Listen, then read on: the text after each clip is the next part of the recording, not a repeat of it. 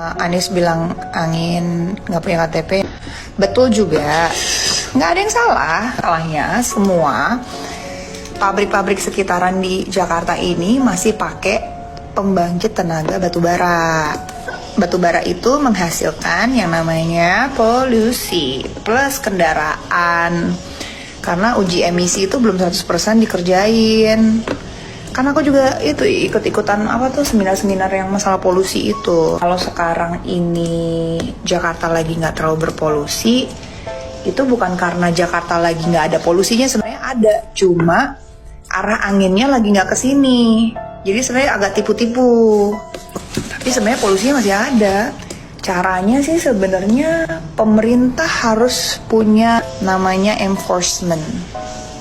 Harus ada sedikit pemaksaan kepada pelaku industri. Habis tenaga listriknya yang dihasilkan kita ini bisa dapat listrik itu masih menggunakan batu bara.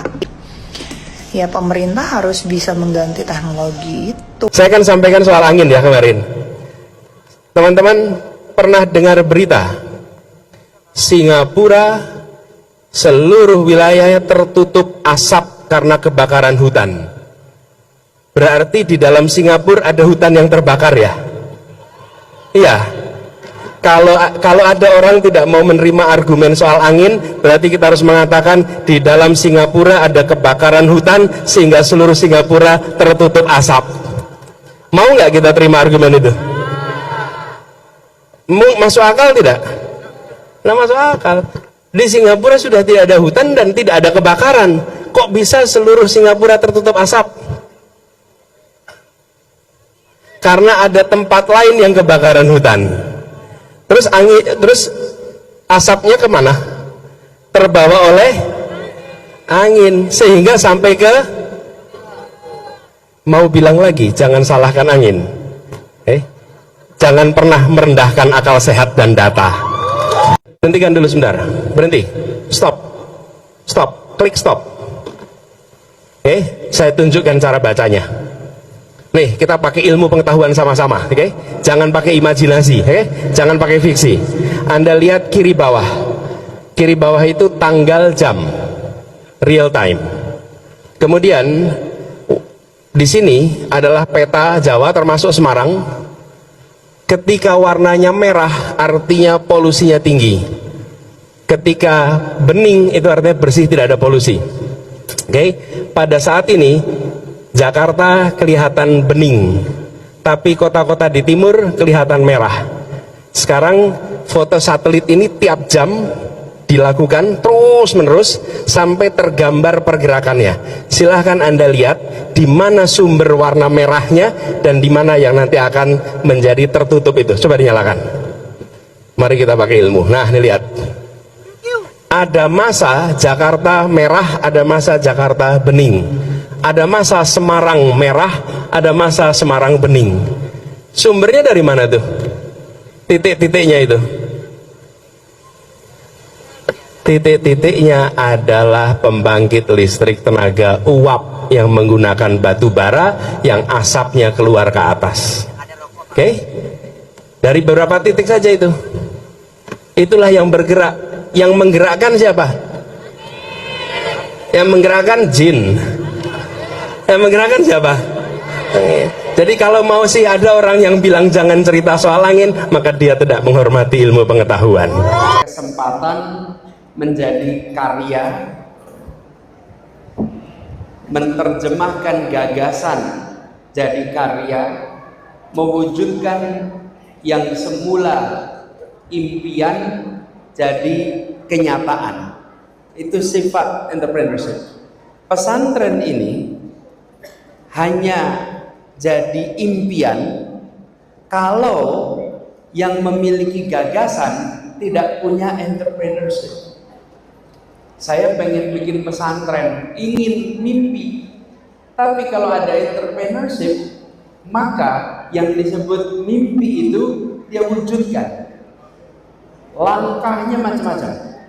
Mulai dari mencari tempat, mencari pengajar, mencari pendukung finansial. Itu adalah langkah-langkah untuk mewujudkan ide gagasan. Entrepreneur itu bukan hanya di bidang ekonomi. Entrepreneur itu di semua bidang. Ada entrepreneur bidang pendidikan, entrepreneur sosial, entrepreneur politik, entrepreneur ekonomi, entrepreneur kebijakan. Orang-orang yang memiliki kemampuan itu menjadi orang-orang yang dibutuhkan di Indonesia. Jadi kalau di pondok pesantren ini memilih untuk menghasilkan entrepreneur, maka pondok ini memilih untuk menghasilkan orang-orang yang berkarya nyata untuk Indonesia. Ya, karena tidak cukup hanya dengan gagasan, tapi harus dengan kemampuan untuk inovasi, untuk membuat langkah strategis, untuk mengelola risiko. Nah, itu semua entrepreneurship. Adik-adik, ketika kita bicara tentang entrepreneurship, di sini ada yang menarik. Kenapa? Karena di Al-Kahfi ini bukan entrepreneurship with integrity. Integrity itu artinya apa ya? Ya, integritas. Artinya utuh. Sering dengar integritas nasional, keutuhan nasional. Integritas artinya utuh. Utuh apa tadi yang dikatakan? Apa yang dipikirkan dan dikatakan dan diperbuat sejalan. Tapi itu belum cukup. Harus ada tambahan lagi. Harus sesuai dengan nilai kebenaran, nilai kebaikan. Kalau hanya itu saja, saya mau tanya nih, ketua preman di terminal yang jujur menceritakan semua peristiwa kriminal yang dikerjakan, boleh nggak dibilang berintegritas? Dia jujur loh, yang dipikirkan, yang dikatakan, dan yang diperbuat diceritakan semua. Boleh nggak dibilang berintegritas? Tidak, karena dia tidak sejalan dengan nilai kebaikan. Jadi integritas itu utuh.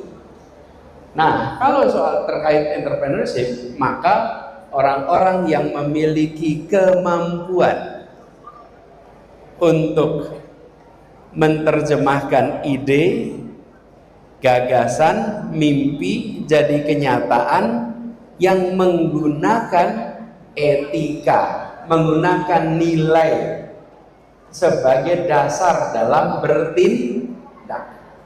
Itulah yang disebut sebagai, terjemahan saya, entrepreneur with Nah, Indonesia butuh itu banyak sekali.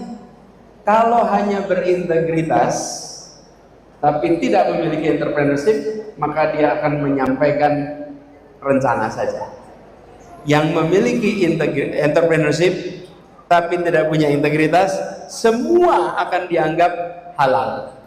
Semua dianggap halal, nggak ada yang dilarang karena tidak pakai integritas. Tapi kalau pakai integritas, maka yang dikerjakan adalah dengan nilai Jadi ini adalah satu pilihan yang sangat strategis. Kalau saya boleh katakan, Al-Kahfi sudah membayangkan dalam jangka panjang Republik ini dibereskan lewat orang-orang berintegritas. Jadi buat Dewan Guru, Pak Yai, masalah terbesar di Republik ini hari ini adalah minimnya integritas. Itu masalah terbesar. Gejalanya korupsi. Nah, korupsi itu gejalanya. Penyakitnya apa? Integritas. Saya beri gambaran kalau kita sakit panas nih. Gejala yang kita rasakan, suhu tubuhnya panas, demam. Masalahnya ada infeksi. Sekarang mau diobati mananya? Halo teman-teman, berjumpa bersama saya di Politik Dangi ya. Kalian pasti ingat bagaimana pada saat debat yang lalu ya, di Pilpres, Anies sempat membahas tentang angin tidak berKTP, teman-teman. Ini terkait dengan pertanyaan Prabowo Subianto tentang polusi udara ya. Dan polusi udara di Jakarta yang betul-betul membuat polusi udara itu tidak sehat, teman-teman. Dan Anies menjawabnya seperti ini ya. Ada kata-kata Anies yang betul-betul menjadi perhatian. Yang pertama adalah ketika ia mengatakan bahwa angin itu tidak berKTP ya. Kemudian bahasa itu kemudian menjadi meme, menjadi tempat mereka menyindir Anies, teman-teman. Dan ya, para termul tentu tidak paham ya apa maksudnya ya. Nah, kali ini bagaimana ternyata artis Luna Maya itu malah paham yang dikatakan Anies ya. Angin tidak berKTP. Maksudnya adalah pertama seperti ini, teman. Di daerah Jakarta ya, mungkin pada saat itu udara itu sangat bersih ya. Namun ada pabrik-pabrik yang dari daerah tetangga ya, daerah sekitar yang beroperasi. Nah, pabrik-pabrik itu mengeluarkan ya, semacam asap ya, polusi dan sebagainya. Kemudian itu dibawa angin ke Jakarta. Dan apa yang terjadi? Jakarta kemudian ya karena ada gedung-gedung tinggi dan sebagainya ya, dan menjadi polusi ya, sehingga ketika dicek udara atau polusi di Jakarta malah buruk, teman-teman. Dan ini yang disampaikan oleh Anies ya. Maka Anies katakan angin tidak berKTP. Itu yang dimaksud sebenarnya. Namun para termul tentu mencari-cari kesalahan Anies supaya Anies jatuh ya kan. Namun mereka lupa kalau Anies ini orang yang sangat cerdas, teman-teman. Anies sangat cerdas, Anies sangat luar biasa ya. Apa yang dikatakan oleh Anies itu benar. Angin tidak berKTP. Jadi Luna Maya ini sekalian ya, ini membungkam para termul yang selalu menyerang Anies, teman-teman ya. Dengan pernyataan Luna Maya ini, ia membela Anies ya, dari serangan-serangan para termul yang seolah-olah tidak paham dengan analogi yang diberikan oleh Anies ya. Dan semoga saja ya, Anies Baswedan ini di Pilpres 2029 nanti ya bisa menang, teman-teman ya, di Pilpres mendatang. Bagaimana menurut kalian? Kita diskusi di kolom komentar.